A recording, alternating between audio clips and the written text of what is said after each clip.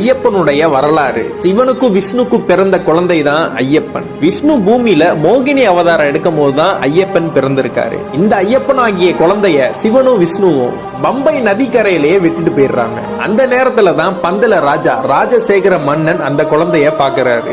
அந்த குழந்தையோட கழுத்துல மணி மட்டும் தொங்குனனால அவருக்கு மணிகண்டன் பேர் வைக்கிறாரு. தனக்கும் ரொம்ப வருஷமா குழந்தை இல்லாதனால அந்த குழந்தைய இவர் வளர்க்க ஆரம்பிக்கிறாரு. இவரோட அரண்மனைக்கு அந்த குழந்தைய கூட்டிட்டு போய் பாசத்தையும் வீரத்தையும் சொல்லி கொடுக்கிறாரு இந்த பந்தல ராஜா. ஆனா இவரோட மனைவிக்கு மணிகண்டனை மகனா ஏத்துக்க பிடிக்கல. மணிகண்டனுக்கு 11 வயசு ஆகும் போது மணிகண்டன் தான் அடுத்த ராஜான்னு சொல்லி நாடு முழுவதும் பேசப்பட்டது. அதனால பந்தல ராஜாவின் மனைவி ஒரு பிளான் போடுறாங்க. தனக்கு உடல்நிலை சரியில்லாத மாதிரியும் அதை குணப்படுத்துவதற்கு புலிப்பால் குடித்தால் மட்டும்தான் அது சரியாகிற மாதிரியும் ஒரு பிளான போட்டு மணிகண்டனை புலிப்பால் கொண்டு வர ஒரு காட்டுக்கு அனுப்புறாங்க. அந்த பந்தல ராஜாவோட மனைவி மணிகண்டனை சாதாரணமா எடை போட்டு புலி அடிச்சு மணிகண்டன் இறந்துருவாருன்னு நினைச்சாங்க. ஆனா அங்க என்ன நடந்ததுன்னு தெரியுமா?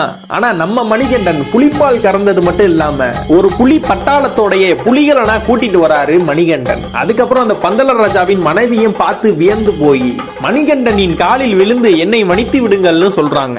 என்னை நீங்கள் பெறாவிட்டாலும் என்னை வளர்த்து ஆளாக்கியவள் நீங்கள். எனக்கு இந்த ராஜ பதவிகள் வேணாம். எனக்குன்னு ஒரு இருப்பிடத்தை நான் அமைத்துக் கொண்டு அங்கு வரும் பக்தர்களுக்கு நான் அருள் பாலிக்க விரும்புகிறேன் சொல்றாரு. பந்தல ராஜாவிடமும் ஒன்னு சொல்றாரு. நான் இங்க இருந்து ஒரு அம்பு விடுகிறேன். அந்த அம்பு எங்கே போய் வீழ்கிறதோ அந்த இடம் தான் வேணும்னு சொல்றாரு. அந்த அம்பு விழுந்த இடம் தான் சபரிமலை. இந்த கலியுகத்துக்கே கண்கண்ட தெய்வமா இருக்கிறவர் தான் சபரிமலை ஐயப்பன்.